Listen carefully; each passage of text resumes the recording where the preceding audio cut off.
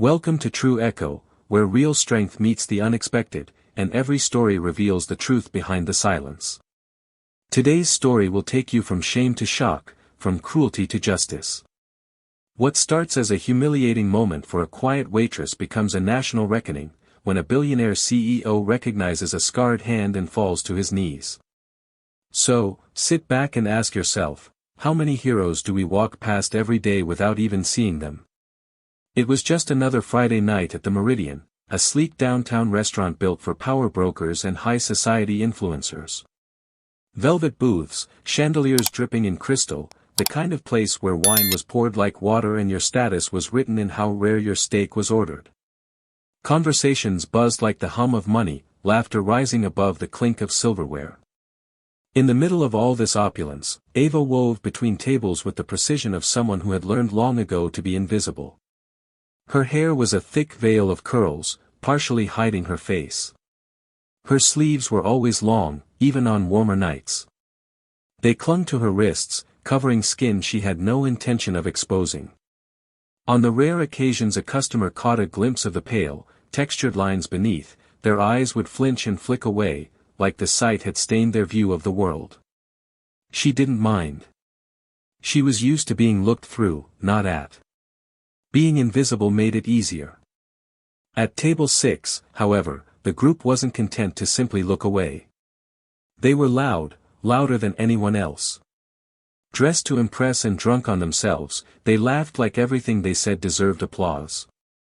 Their ringleader was a man named Blake, the type who made jokes with punchlines that always hurt someone. "Excuse me," he called out as Ava placed their drinks on the table. "Did it hurt?" She blinked, confused. "The fire," he added with a mocking grin. "I mean, did it hurt when hell spat you out?" The table erupted in cruel laughter. Ava didn't respond. She simply bowed her head and turned to walk away. But Blake wasn't finished. Wait, didn't mean to offend. We just weren't expecting a horror movie prop to bring the cocktails." Ava's hands trembled as she steadied the tray. She kept moving. You learn, in time, how to survive without striking back. But what she didn't see, what no one did, was a man in a tailored suit sitting quietly in the corner booth, watching everything unfold. He wasn't a regular. His presence alone suggested he didn't belong there, at least not in the way the others did. His meal sat untouched. His wine glass, full. But his eyes? They were locked onto Ava like a ghost had walked past his table. And in a way, one had. Ava returned to the kitchen, but before she could disappear into the back, Blake shouted out once more. "Hey, sweetheart, forgot a napkin. Can't have my hands looking like yours." A second round of laughter echoed, this time loud enough that the bartender winced. As Ava turned back, her sleeve caught the corner of a chair. The fabric pulled back just enough to reveal part of a tattoo, a faded black insignia etched onto her wrist. It was quick. Barely noticeable. Unless you'd seen it before. Unless it was burned into your memory. Unless you'd lived through the fire that seared it into your soul. The man in the corner booth froze. His breath caught in his chest as he sat bolt upright. Slowly, he stood. The fork in his hand dropped to the table with a faint clatter. His face turned pale, then ashen. He crossed the room in long strides. Not rushed, not hesitant, just unstoppable. People turned to watch as he moved, not knowing why, but feeling the tension shift. Ava had just set down a plate when the stranger reached her. She looked up, startled. He wasn't just staring, he was trembling. "Ava," he whispered, barely audible over the murmur of the room. Her brows knit together. "I'm sorry, sir, do I know you?" He didn't answer. Instead, he pulled a battered leather wallet from his jacket. From it, he slipped out an old photograph, edges curled, worn thin from years of folding. He held it up beside her tattoo. "This," he said, voice cracking, "was my unit. That's you. That's us." Ava looked down. Her breath caught. In the photo were 5 soldiers. Young. Smiling. Before the fire. Before the screams. Before the classified mission that vanished off the record. And there, at the center, was Ava, uniform crisp, eyes bright. Next to her, the man now standing in front of her. Ava's mouth parted, her voice a whisper. You didn't die.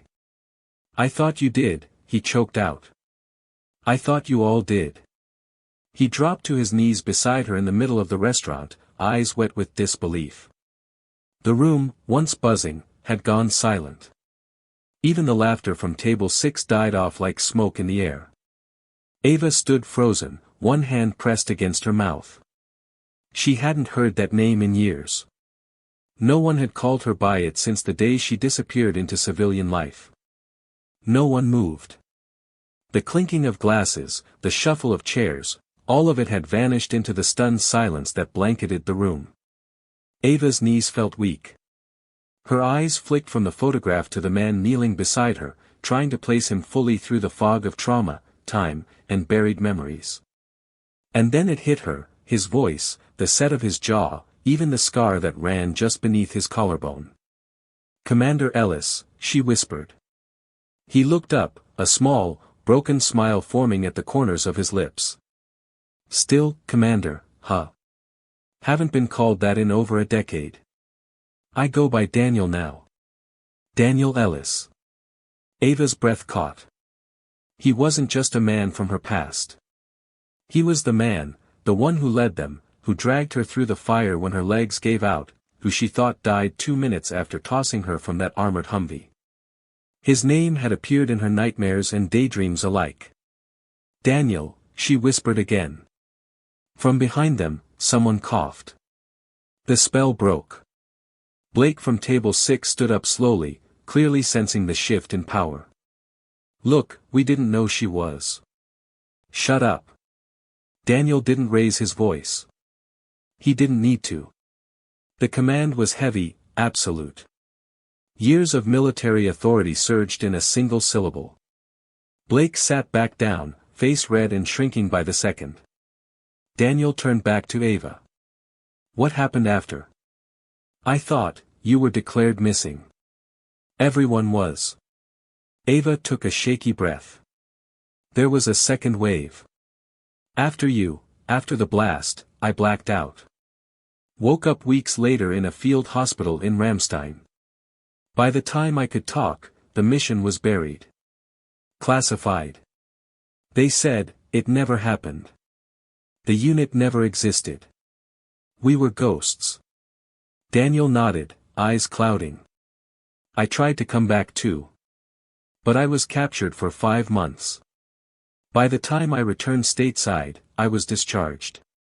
Psychological trauma. That's what they said. I went underground. Started building my company after they wouldn't let me serve again. Ava blinked. Wait. You're the Ellis Group. He gave a sheepish nod. That's me. She staggered back a step.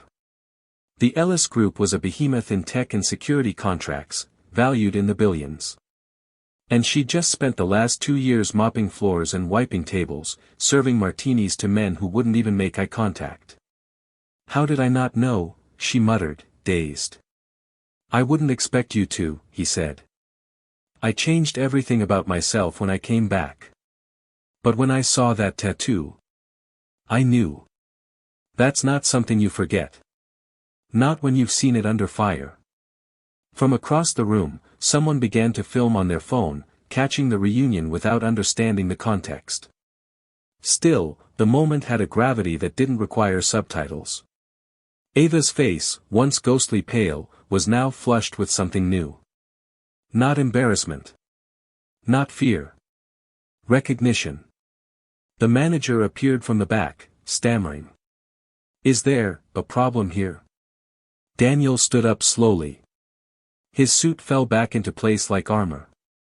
He turned to the man, his voice low but laced with steel. Yes. There's a problem. You've got a decorated war hero working here while a table of drunk brats takes pictures of her hands and mocks her scars. The manager blinked. I didn't know. Exactly. Daniel turned to the patrons. None of you knew. You all looked at her and saw a waitress. But this woman saved lives. She served this country and was left to scrub up your messes. Think about that next time you tip $2 and walk away proud. Ava swallowed hard, a single tear streaking down her cheek. I didn't come back to be recognized, she said softly. I came back to survive. Daniel looked at her, his expression softer now. Then let me help you live. She stared up at him, unsure of what that meant. He reached into his jacket and pulled out a card. I run a foundation for wounded and displaced veterans. Come by Monday. No strings. Just a conversation. She hesitated. I haven't stood in front of a crowd in years. You won't be alone this time. From the shadows of the dining room, voices murmured. A few diners clapped. Not the slow, mocking applause Blake might have given, but quiet, respectful. Table 6 sank deeper into their seats, their shame now immortalized on several phones recording discreetly from all angles. The silence shattered as Ava turned and walked away, not retreating this time, but standing straighter, her shoulders squared. Her scars weren't covered anymore. Daniel followed, just a few steps behind. The restaurant buzzed again, but differently. Not with mockery. With reverence. By morning, the video had already amassed over 4 million views. What started as a hushed recording, filmed from behind a wine glass, slightly tilted, opened with Ava's sleeve being yanked back, revealing the faded unit tattoo. Then came the billionaire standing, the flash of a photo, the whispered name, Ava, and finally, Daniel Ellis dropping to his knees. The rawness of the reunion, the stunned silence of the restaurant, and the look on Ava's face as the world saw her for the first time, it was too real to ignore. Twitter threads exploded. They laughed at a hero. She served our country and ended up serving wine. Daniel Ellis is a billionaire CEO and former Black Ops commander. Ava needs a damn medal. Table 6 should be banned from society. Ava didn't own a smartphone. She still used a flip phone, something about simplicity and control. But she learned about the video the moment she arrived for her shift that afternoon, only to be ushered into the manager's office and quietly told she was no longer a fit for the establishment. No explanation. No notice. Just a termination slip. I see, she replied quietly, signing the paper. Thank you for the opportunity. Outside, news vans were already beginning to gather. She slipped past them unnoticed, as she always had. But this time, there was something waiting for her across the street, a black SUV idling by the curb, its tinted window lowering as she approached. Hope you didn't sign anything that said you wouldn't talk to me, Daniel said from inside, a tired grin on his face. Ava shook her head. They didn't ask. He leaned across the seat and opened the door. Come on. Let's go where people listen. The Ellis Foundation headquarters looked more like a modern art museum than an office. Floor-to-ceiling windows. Clean steel architecture. Everything humming with calm efficiency. Daniel led her inside personally. The moment they entered, employees turned. Whispers followed, not with scorn, but reverence. A woman from accounting walked past and subtly saluted her. Ava blinked. They saw the footage, Daniel said softly. Everyone has. Some of them were crying this morning. Why? She asked honestly. Because you're a living reminder of what they've forgotten. That freedom has a price. That sacrifice has a face. They entered a large meeting room with glass walls overlooking the city skyline. A few foundation board members were already seated. Daniel gestured for Ava to sit at the head. She hesitated. You sure? He smiled. That's your seat. This meeting's about you. As she sat, the room settled. Daniel stood beside her and cleared his throat. Everyone, this is Ava Moreau. Staff Sergeant, U.S. Army, retired. Last seen alive during a black site operation overseas. Officially presumed Kia. Until now. He turned to her. Ava, these people run our Veteran Equity Division. We've seen the impact of trauma and silence. But we've never had a voice like yours. I'm not a speaker, Ava said quietly. I'm not polished or practiced. Good, said one of the women at the table. We've had enough speeches. People need truth. A moment passed before Ava nodded. Slowly, her fingers traced the edge of the table. I lost everything after the war, she said. My family didn't understand why I wouldn't talk. The VA barely returned my calls.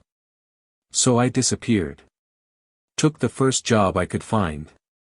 I learned how to vanish while surrounded by people. She paused. But last night, someone remembered me. Not because I spoke. But because he looked. The silence that followed wasn't heavy, it was respectful. When Ava left the building an hour later, she wasn't just another face in a crowd. She was trending online. A survivor. A symbol. The backlash against the restaurant was immediate. Yelp was flooded with one-star reviews. Hundreds of thousands called for the manager's resignation. Table 6 was doxxed within hours, none of them public figures, just privileged bullies used to operating unchecked. But anonymity doesn't survive the digital age. Still, Ava said nothing. When a reporter stopped her on the street and asked if she wanted an apology, she shook her head. No. I don't need one. Then what do you want? She looked directly at the camera. I want people to remember that pain doesn't always scream. Sometimes it just serves your food and fades into the wall. Daniel called that night. I saw the new press release, he said. You're officially on the Foundation speaker tour. First stop, D.C. Ava laughed. I still don't know how to wear a blazer. You'll learn, he said. And I'll be there. Every stop. For a long moment, neither spoke. Then Ava whispered, I thought I was the last one left. You're not, Daniel said. Not anymore. The invitation to speak at the Capitol was both unexpected and overwhelming. Ava stood on the marble steps of the National Mall in a simple navy dress, her scarred arms exposed under the summer sun for the first time in public since the war. Her curls were pinned back, a touch of gloss on her lips, but she still felt like the same invisible woman from the restaurant. Only now, eyes followed her with awe instead of pity. Daniel stood nearby, nodding with quiet encouragement. Behind her was a towering banner that read, Invisible No More, honoring the silent veterans of war. Before her stood a sea of veterans, officials, media crews, and civilians, many wearing pins, patches, or dog tags. Some held photos of loved ones lost. Some had visible wounds. Others, like Ava, carried invisible ones. A hush fell as she stepped to the podium. I'm not here to talk about war, she began, her voice steady despite the cameras. I'm here to talk about what comes after it. The silence deepened. Even the birds seemed to still. I came back to a world that didn't remember I was gone. I was wounded, not just in flesh, but in soul. And like many others, I faded. Into silence. Into the background. Into a waitress uniform where people couldn't see past my scars. A pause. Then she added, until one night, someone remembered. Her eyes found Daniel in the crowd. He gave a subtle nod. We were taught to survive. But we were never taught how to live afterward. No one tells you that coming home can be lonelier than combat. That the loudest battles happen in the quietest places. She took a breath. I was mocked. Dismissed. Treated like trash. But I'm still standing. And now, I speak not for revenge, but for every silent veteran who clocks in for minimum wage while their country forgets what they gave. Thunderous applause. Some rose to their feet. Others wept quietly. The moment went viral before she even stepped away from the mic. Backstage, reporters swarmed. "Ms. Moreau, do you have anything to say to the men who mocked you?" She didn't hesitate. "Yes. I forgive them." The crowd gasped. "Not because they deserve it. But because I do. I refuse to carry the weight of their ignorance one more day." One reporter leaned in. "And what about the CEO who recognized you, Daniel Ellis? Is he part of your future?" Ava's lips curled faintly. "He's part of my past. And he reminded me I still have one." Over the next week, Ava appeared on 3 national talk shows, was profiled in Time, and received a private letter from the president thanking her for her service and offering a formal military re-recognition ceremony. But Ava turned down the ceremony. Instead, she asked for something else. A nationwide scholarship for female veterans returning to civilian life, with a focus on trauma recovery, job placement, and mental health. The White House agreed. It would be called, the Moreau Initiative. In a quiet moment between media tours and meetings, Ava and Daniel walked through Arlington National Cemetery. They stopped by a grave with no name. Just a date. Just a flag. "I thought I'd be under one of these," she said. "So did I," Daniel replied. They stood in silence. "I don't know if I'm ready for everything this is becoming," Ava admitted. "I was supposed to disappear." Daniel looked at her. "Then why did you survive?" She didn't answer right away. But after a long pause, she said, "Maybe so I could remind others not to." Ava found herself standing in front of a high school auditorium crowd just outside Detroit, a far cry from the marble halls of Washington, but somehow, it meant more. The seats were filled with teenage girls, some chewing gum, some scrolling on their phones, all of them skeptical. But Ava didn't flinch. She knew this look.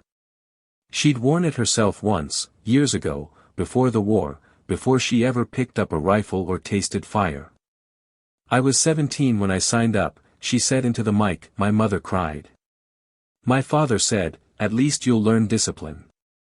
And I thought I'd be back home by Christmas." Some of the girls chuckled. "I came back 10 years later. Unrecognizable." Now, the room grew quiet. "I know what it feels like to walk into a room and be judged by what you wear, the color of your skin, or the silence you carry. I know what it feels like to be called too much or not enough in the same breath." She rolled up her sleeve slowly. A few gasped. "These scars? They're not just from bombs. They're from being overlooked. Disrespected. Discarded." The auditorium shifted. Phones were lowered. Eyes lifted. "But I'm here. Still here. And so are you. And I want you to remember this." Her voice hardened, a soldier's voice now. "You don't have to be invisible just because the world wants you to be." Applause erupted, genuine, raw. After the event, a girl approached her backstage. No older than 15, quiet, brown skin, hair in tight braids. She didn't say a word, just held out her arm and revealed a line of faint, fresh scars. Ava didn't speak either. She just pulled the girl into a hug and held her for a long time. That night, in her hotel room, Ava sat alone by the window overlooking the freeway. The buzz of cars below reminded her of the convoys overseas. Constant motion. Never quiet. Never home. Her phone buzzed. A message from Daniel. "You were incredible today. I saw the clips." She smiled faintly. Texted back. "I met someone today who reminded me of me. That's the point. Now you're the one looking." There was a pause. Then another message popped up. "You still don't wear that bracelet, do you?"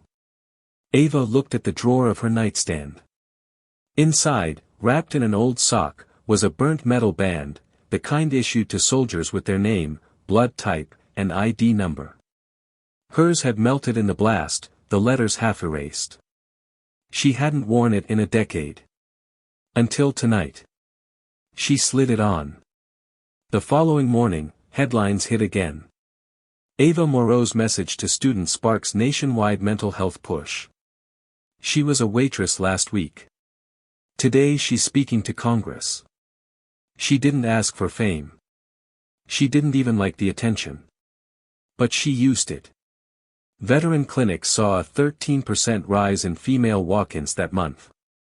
Dozens of young girls wrote letters to her foundation, some asking for help, others just saying thank you. But the past wasn't done with her yet. 3 weeks later, Ava got a letter. Handwritten. No return address.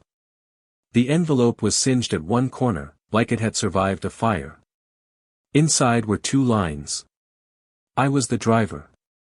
I watched you get dragged into the flames. I thought you died. But now I see you on TV. I'm so sorry. Marcus. She hadn't heard that name since the ambush. Her breath caught. Marcus had been part of her unit, a last-minute transfer, young and quiet. He had frozen during the explosion, then vanished in the chaos. She had assumed he'd died. Command said he had. But now. She showed the letter to Daniel. He read it 3 times, silent. We were all told he didn't make it. What if he was left behind? Daniel's face turned grim. Then someone needs to find him. Ava nodded. And that someone is me. Ava stood outside a weathered cabin tucked in the woods of North Carolina. It was remote, deliberately so. GPS barely worked out here. The address had taken days to trace. Daniel had pulled favors from Homeland contacts. Ava hadn't told anyone else where she was going. She wanted this part to be hers alone. The door creaked open before she could knock. A man in his early 40s, thin and hollow-eyed, stood in the frame. His hair was long and streaked with gray. A deep scar ran along his neck, half covered by a sun-faded hoodie. He didn't speak. Neither did she. They just stared. Then he stepped back. Ava entered. Inside was sparse, bare wooden floors, a mattress on the ground, a kettle over a wood stove. Everything smelled like pine and smoke. I figured you'd come, Marcus said, finally. His voice was different, lower, cracked. I saw the speeches. The photos. I didn't think you'd remember me. I never forgot you, Ava replied. We thought you were dead. He looked away. I thought I deserved to be. A long silence passed between them, filled only by the soft hiss of the kettle. When the blast hit, he continued, I froze. You were screaming for help. And I just watched. You went up in flames, and I couldn't move. You were 19, she said gently. We were all barely more than kids. He clenched his fists. I left. I ran. I lived in hiding. I thought I'd killed you. And then, there you were. On every screen in the country. Still alive. Still fighting. Ava stepped closer. You didn't kill me, Marcus. The fire did. And even that couldn't finish the job. He looked up, eyes rimmed red. I don't expect forgiveness. You don't need to, she said. It's already done. Marcus fell into the chair, shoulders collapsing. Years of weight fell off him with a single exhale. He began to cry, not loud, not messy. Just silent tears, like Ava had once shed in the back of that restaurant. Back in D.C. a week later, Ava stood before another crowd. This time, she wore her bracelet openly. Her uniform jacket, what was left of it, had been pressed and restored. Her sleeves were rolled up. She told the story of Marcus. Of fear. Of abandonment. Of survival. And of mercy. I didn't come back from war to punish those who didn't, she said. I came back to remind us all that silence doesn't mean weakness. And survival isn't shameful. Behind her, a slide appeared on the screen, a new program under the Moreau Initiative. Operation Emberlight, reconnecting veterans lost in the system. Funded by the Ellis Group. Directed by Ava. Marcus was listed as the first volunteer. Months passed. The world moved on. As it always does. But Ava's story lingered. Schools taught her speeches. Her quote was etched in VA hospitals nationwide. Scars don't shame us. They tell the world we lived. Daniel never asked her for more than she was willing to give. Their bond remained, quiet, fierce, and rooted in fire. Sometimes he'd call late at night just to say, "Still here?" And she'd reply, "Me too." Thank you for watching True Echo, where silence ends and truth begins. Tonight, you met Ava Moreau, a woman the world overlooked until her scars told the story of a forgotten war, a billionaire's reckoning, and the price of prejudice. She never sought revenge, only dignity. And when the world mocked her, she stood taller, not louder. Let this be your reminder, the strongest among us are often the quietest. And sometimes, the ones serving your table are the very ones who once saved your freedom. If this story moved you, don't scroll away. Share it. Subscribe for more powerful stories. And tell us in the comments, where are you watching from? Let Ava's story echo far and wide.